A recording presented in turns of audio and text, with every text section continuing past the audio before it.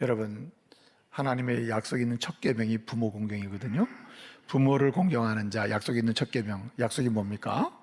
내가 땅에서 잘 되고 장수하는 겁니다. 생명이 길고 필요한 복을 주신다고 했거든요. 그런 면에서 보게 되면 손여름 자매가 물론 조건 없이 하나님 주신 은혜로 지금까지 커왔습니다만은 그 삶의 회전이라는 것이 공경 속에 나오는 것이 아닌가. 하나님이 세계적으로 크게 축복의 통로로 쓰시는 이유 중에 하나가 이렇게 부모를 공경하고 어른을 공경하는 것 때문이 아닌가, 이런 마음을 갖게 됐습니다. 여러분, 오늘 어버이 주일을 지키면서요, 나의 부모도 공경하고 우리 모두도 신앙의 어른들을 공경하면서 높일 수 있는 은혜가 있기를 말씀으로 축복합니다. 하나님께서 본질적으로 이 부모를 공경하는 것의 초점은 자기를 낳은 부모인데 신앙적 부모들뿐만 넘어서 영원한 아버지 되신 하나님을 높이는 쪽으로 이렇게 가도록 채널이 되어 있는 겁니다. 그래서 자기를 낳으신 부모를 공경할 때 그것은 곧 신앙의 부모를 공경하는 쪽으로 가게 되고 하나님을 또 높이게 되는 것이죠. 여러분, 오늘 말씀을 통해서 이러한 여정이 확장되고 또 1차적으로는 부모님께 효도하고 진정한 효도자가 될 뿐만 아니라 신앙의 부모들 그리고 우리의 이웃들, 어른들을 공경하면서 본질적으로는 하나님을 높여드리는 축복의 통로가 되시기를 말씀으로 축복합니다. 여러분, 그 소크라테스라는 철학자 있었잖아요. 유명하잖아요. 이 사람이 이런 말을 했습니다. 자기 부모를 공경하지 않는 자는 절대로 친구 삼지 말아라. 자기 부모와의 관계가 문제가 있거나 부모 관계가 틀어진 사람 있잖아요. 부모를 공경하지 않고 부모를 욕되게 하는 사람, 부모를 비방하거나 그리고 부모를 말하자면 공격하는 사람, 부모의 불효하는 사람, 이 사람하고는 절대로 친구 관계를 맺지 말라는 거예요. 왜 그러냐면은 그런 사람에게서는 사람을 존중하거나 사랑하는 본질적 태도가 결여되어 있기 때문에 본질적으로는 친구를 사귀면 결과는 어떻게 되느냐, 나에 대해서, 자신에 대해서 존중해 줄 리가 만무하다는 거예요. 시간이 갈수록 그렇다는 거예요. 그렇기 때문에 소크라테스는 부모를 공경하는 자, 효도하는 자, 그 사람을 찾아서 친구를 삼으라는 얘기죠. 그럼 뭘 강조하는 겁니까? 그만큼 고대 사회로부터 지금까지 사람이 본질적으로 참된 윤리와 도덕성이 어디서 시작되느냐? 부모 공경에서 시작된다는 거예요. 아무리 사회에서 나는 도덕적 윤리적이라 하더라도 부모 공경이 무너지면 그 윤리는 위선일 가능성이 크다는 겁니다. 부모에 대해서 악한 말을 하고 부모의 권위를 훼손하고 부모의 이름을 욕되게 한다면 그것은 본질적으로 하나님을 섬기는 참된 신앙에서 이탈한 것이고 참된 윤리로부터 떠난 그런 결과를 가져온다는 거예요. 그렇기 때문에 오늘 우리는 이 말씀에 귀를 기울일 필요가 있습니다.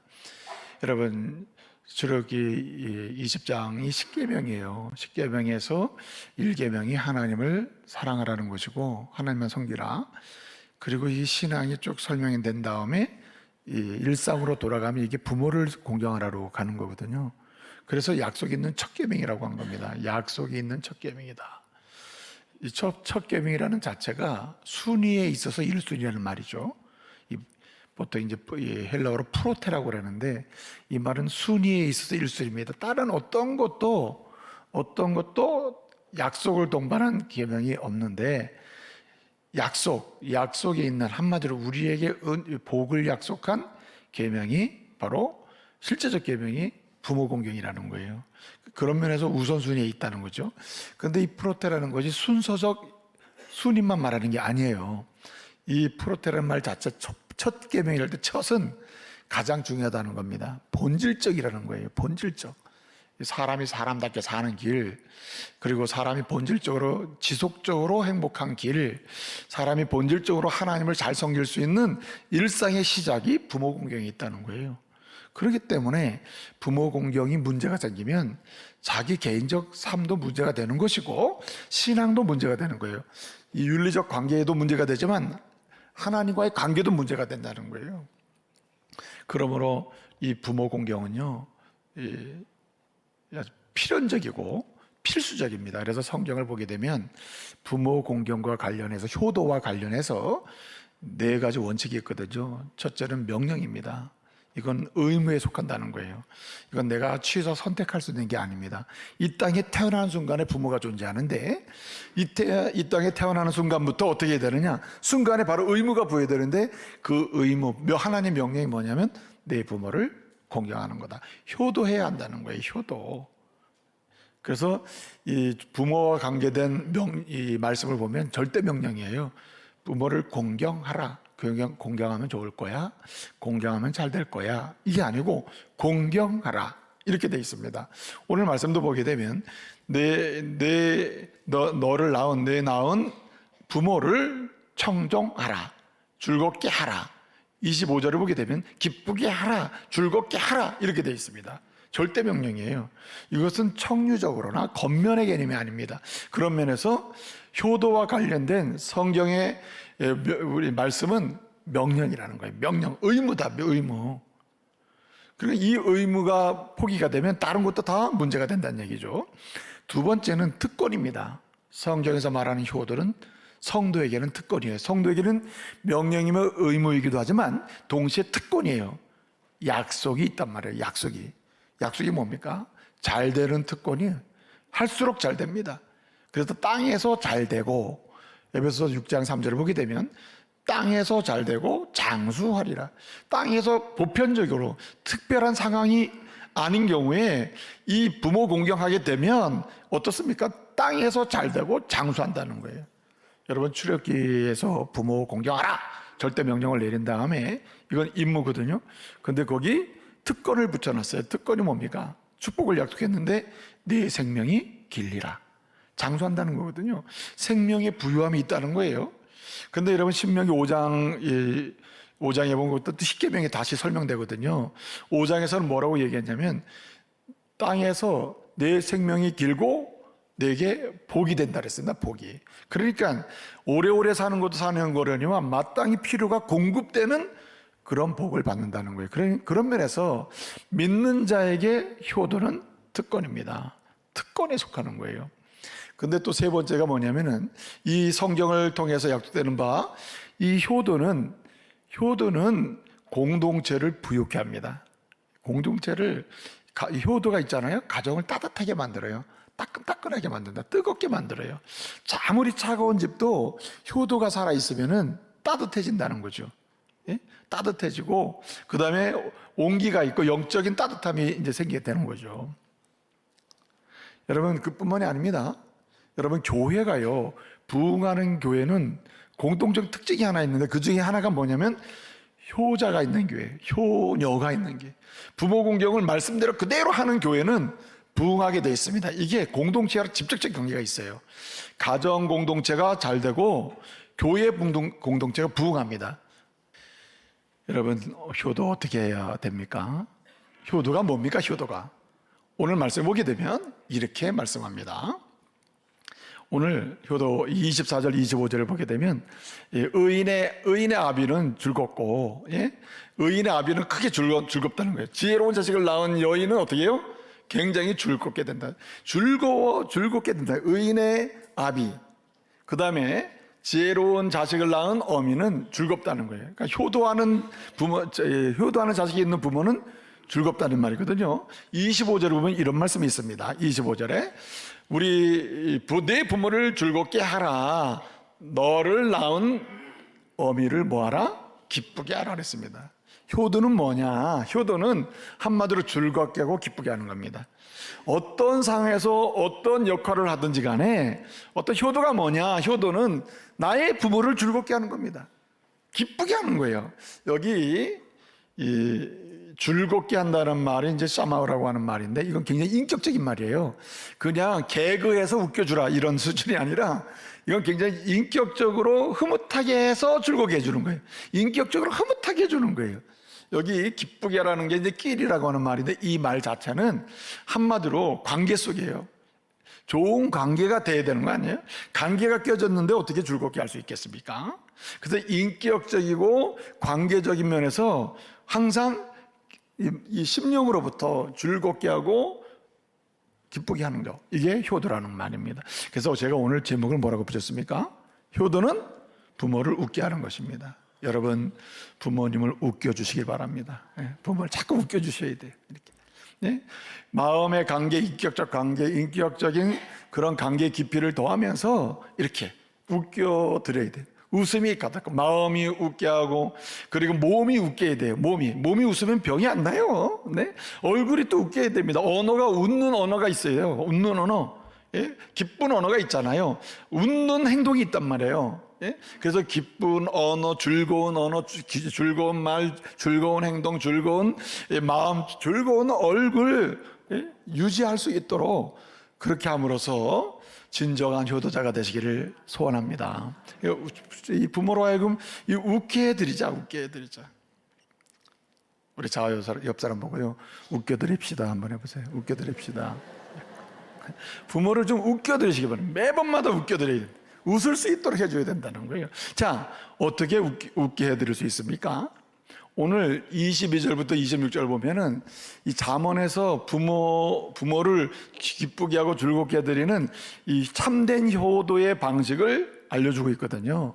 첫째가 뭐냐면은 22절에 보게 되면 내 부모를 뭐하라?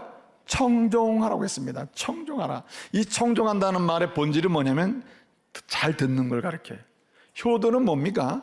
여러분, 부모님이 언제 웃어요? 언제 기뻐합니까? 언제 즐거워합니까? 언제 웃음이 이 얼굴에 만면하냔 말이에요.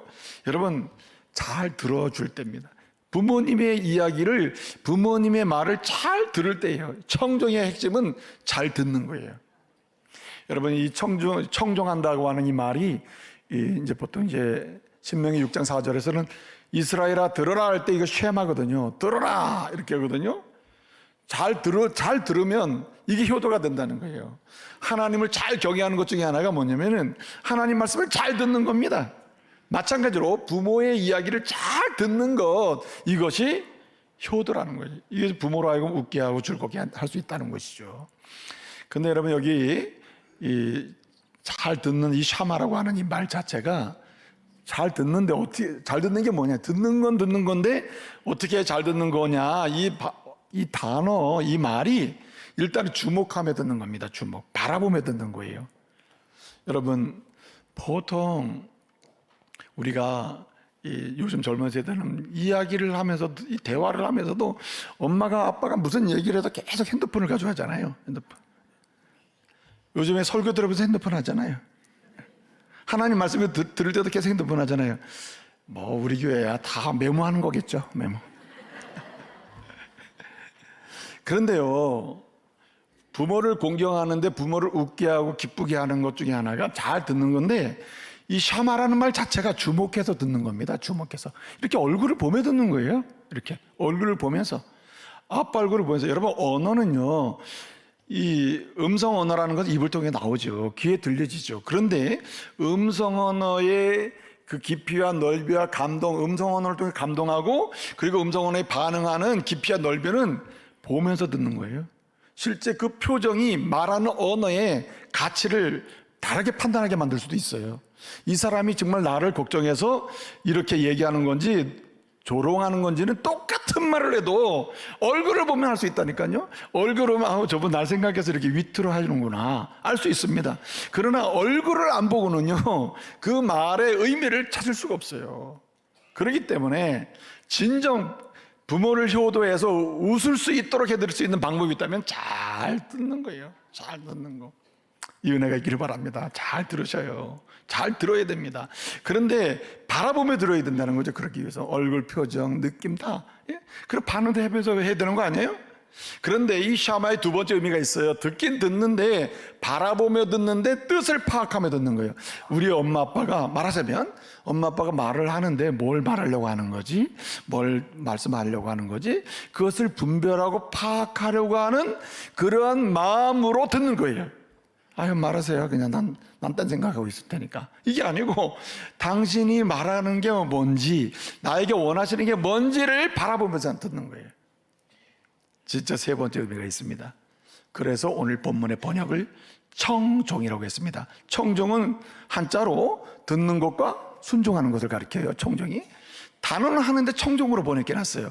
왜 그러냐면 이 세 번째 의미가 듣긴 듣는데 어떻게 듣는 거냐면, 이제 주목해서 바라보면서 듣고 얼굴 표정이고 관계적으로 들으면서 나에게 뭘 말하려고 하는지 그것을 분별하고 깨닫고 파악하면서 듣겠다고 하면서 듣고 파악되잖아요. 파악되면 뭐예요? 내가 순종하겠다고 하는 마음으로 듣는 겁니다. 엄마 아빠가 말씀하시는 거에 대해서 내가 뜻을 알게 되면, 뭘 원하는지 깨닫게 되면, 나한테 전달이 되면 그건 내가 반드시 순종할게요, 지킬게요, 어떻게든지 지켜볼게요 하는 그런 결단과 의지를 가지고 듣는 게 셔마예요. 그래서 오늘 본문은 청종이라고 번역했습니다. 청종. 여러분, 부모님과 이야기를 나눌 때 여러분 바라오며 이야기하고, 무엇을 원하시는지 알기를 소원하며 이야기 듣고, 그리고 파악한 대로 순종하겠다, 따르겠다, 실천하겠다, 이루어 드리겠다고 하는 마음으로 들을 수 있기를 말씀으로 축복합니다. 그런데 여러분, 이 말씀의 22절에 청종 이렇게 들으라고 해놓고 뭐라고 했습니까? 이렇게 말씀하고 있어요. 내 늙은 어미를 뭐 하지 말라? 경히 여기지 말라 그랬습니다. 그러니까 청종을 하는데 경히 여기는 거는 하지 말라는 거죠. 청종할 때 경히 여기서는 안 된다는 거예요. 청종을 잘하는 게, 잘 듣는 게, 들어야 효도하고 웃게 되는데 잘 듣게 하기 위해서는 경히 여기지 말아야 된다. 여러분, 흔히 경히 여기는 게 뭡니까? 이 경히 여긴다는 게 이게 무례하게 행동하는 거거든요. 근데 여기 절대로 무례하게 행동하지 말라 그랬습니다. 이 무례하게 하는 게 뭡니까? 흔히 믿음의 사람들도 흔히 반복적으로 하는 그러한 이 경이 무례하게 여기는 게 있어요. 여러분, 부모의 사랑이란 비교할 수 없는 깊이가 있어요. 담 없는 사랑이란 말이에요. 예? 여러분, 하갈이라고 하는 사람이 창세기 21장을 보면요, 21장 15절 16절 보면 하갈이 이제 그 아브라함 집에서 나와가지고 자기 아들 이스마엘가 나왔잖아요. 그 아들이 죽게 생겼단 말이에요. 뭐 했다 그랬습니까? 방송대국 간단 말이에요. 방송대국. 예? 방송대국 가면서 그냥 어쩔 줄 몰라 하잖아요. 그럼에도 불구하고 방송대국 하는 가운데 그 살 길이 언제 열립니까? 하나님의 말씀에 따라 움직이는 거거든요. 예? 하나님 말씀에 따라서. 다음 없는 사랑이 어디에서 시작되느냐? 하나님 말씀에 따라서 오는 거거든요. 그렇기 때문에 우리도 하나님 말씀에 따라서 다 없는 사랑을 받은 우리로서 어떻게 합니까? 가정생활이든, 네? 아빠 역할이든, 엄마의 역할이든, 또는 직장의 삶이든 하나님의 사람으로서 말씀에 따라서 그 삶을 잘 열어가기만 하면 그 자체가 부모로 하여금 웃게 한다는 거예요. 여러분, 우리 성도님들 가정을 방문하고 신방하다 보면 연로하신 어르신들은 이 자녀가 지금 어떻게 삽니다, 어떻게 생활합니다, 뭐 하고 있습니다, 이렇게 이제 이야기를 하거든요. 그러면서 자랑을 하는데 굉장히 해피해요. 예? 자녀를 자랑할 때 굉장히 행복해 한다고요. 근데 자녀를 뭘 자랑합니까? 무슨 뭐 특별한 일이 있는 게 아니에요. 자녀들이 잘 산다는 거예요. 믿음으로 잘 산다. 근데 부모가 이 일상에서 잘 살 때 부모가 즐거워하는데, 이 자녀들이 잘 살아감으로 즐거워하는 가장 그 근본이 뭐냐면 진리를 사고 팔지 말라 그랬잖아요. 이 말은 뭐냐면 모든 일상에 잘 사는 기초가 뭐냐면 하나님 말씀이라는 거죠. 그래서 여러분, 부모를 정말 기쁘게 하는, 본질적으로 끝까지 기쁘게 하는 방법이 뭐냐면 아름답게 신앙생활을 잘하는 겁니다. 잘하는 거예요. 여러분, 우리 교회에도 효도 신자가 있어요. 효도 신자. 그냥 예수를 믿어서 오는 게 아니라 그냥 부모님을 즐겁게 하기 위하여 주일 성수하는 사람이 있다니까요. 그래가지고 사진 찍어서 주보 찍어가지고 보내. 어머니, 오늘도 내가 3부 예배 드리고 갑니다. 그 주보 꽉 찍어가지고 오늘 말씀은 뭐 했습니다 해가지고 찍어서 보내야 엄마가 아주 기뻐하신다는 거예요. 효도 신자죠, 효도 신자. 근데 효도 신자로 살다 보면 진짜 신자가 될 줄로 믿습니다. 그렇기 때문에 오늘 진리를 사고 팔지 말라는 말은 하나님 말씀에 따라서 바르게 잘 살 때 이게 본래 산다는 말이 티나라고 하는 말인데, 티나라는 말이 산다는 말이 진리를 산다 그랬잖아요. 이 말이 바로 세운다는 뜻이에요. 바로 세운다. 그러니까 하나님의 말씀에 따라서 자신의 삶을 사람들이 보기에, 가족들이 보기에, 그리고 하나님 보시기에 바로 세워가는 거예요. 바로 사는 거예요. 바르게 살아가는 겁니다. 이것이 부모를 기쁘게 한다는 말이에요. 여러분, 많은 일을 하기 전에 믿음으로 바르게 서 있기만 해도 부모에겐 진정한 기쁨을 믿으시기 바랍니다. 제가 그런 말씀 많이 드리잖아요. 임종 상황에서는 항상 부모의 남겨져 있는 짐이 하나 있는 분들 보면 뭐 돈 못 벌어서 가난해서 이런 걱정 안 해요. 왜냐하면 세상에 존재하는 한 사는데 문제가 없어요. 생존에는 문제가 없거든요. 그런데 진짜 문제는 뭐냐면 자녀가 예수를 안 믿어서, 그래서 눈을 감게 돼서 이 땅을 떠나게 돼. 이거 굉장히 슬퍼하셔요. 아주 영원한 슬픔에 속하는 거거든요. 그렇기 때문에 유언을 한단 말이에요. 예? 믿음 생활 잘해라. 이렇게. 여러분, 유언의 1순위가 믿음 생활 잘하라가 되시기 바랍니다. 그래서 여러분, 믿음 생활, 진리에 따라서 믿음 생활을 잘하는 자체가 잘 사는 게 곧 부모를 기쁘게 하는 것이라는 거예요. 마지막 한 가지는요, 오늘 여기 말씀을 보게 되면은 이렇게 이야기합니다. 오늘 26절을 보게 되면 내 마음을 내게 주며 라고 했습니다. 여기 내 마음을 내게 준다는 말은 전인격적인 섬김을 가리켜요. 전인격적으로 섬기는, 한마디로 이렇게 잘 들을 뿐만 아니라 잘 살고, 잘 살 뿐만 아니라 부모를 잘 섬겨야 한다는 거예요. 잘 섬겨야 한다. 효도는 명령이고 효도는 축복의 통로다. 그리고 효도가 있는 곳에 공동체가 부흥한다. 그리고 효도는 다음 세대를 축복하는 유일한 통로다. 이렇게 말씀을 드렸습니다. 5번째, 6번째 두 가지를 제가 더 첨언하고 싶습니다. 효도는 살아있을 때입니다. 부모가 살아계실 때, 살아계실 때 효도가 가능합니다. 저는 양가 부모님이 다 천국 가셨어요. 다 믿음 생활 잘하시다 천국 가셨습니다. 그런데 지금 지나보니까 후회만 남아요. 보통 사람들이 그런 말을 합니다. 흔히 어렸을 때 공부를 안 하면 커서 후회한다. 또 돈이 많을 때 전략하지 않으면 가난해질 때 후회한다. 이런 말을 해요. 그런데 그런 후회도 안 하면 좋죠. 그러나 그건 문제가 되지 않아요. 그런데 부모님 살아계실 때 효도를 안 하면 천국 가신 다음에 평생 이 땅을 떠날 때까지 후회합니다. 어제도 제가 하나님 앞에서 참 회개도 했습니다. 참 왜 그렇게 못게 핑계대고 그렇게 짧게 말씀하시라고 반복하지 말라고 왜 그랬을까? 예? 그리고 막 짜증이 나가서 그냥 뭐만 갑에다 그러고 막 나와버린 적이 한두 번이 아니거든요. 막 예? 그럼 아내는 왜 그러냐고, 당신 목사님 왜 그러셔요? 막 이래요. 예? 그때 나오면서라도 막 짜증을 냈으면 하나라도 드리고 나왔을 걸 하는 그런 마음이 있는 거죠. 그래서 살아 계실 때, 효도는 살아 계실 때입니다. 6번째 한 가지 더 첨부합니다. 나중, 언젠가 아니고 지금입니다. 살아 계실 때 지금. 여러분, 효도하셔서 하나님의 약속하신 복을 마음껏 누리시기를 말씀으로 축복합니다. 여기 늙을 때라는 말이 나오거든요. 연세가 드실수록 말이 통할 때보다 더 잘해야 돼요. 더 잘 들어드리고 잘 살고 잘 섬길 때 하나님께서 복을 주실 줄로 믿습니다. 기도하겠습니다.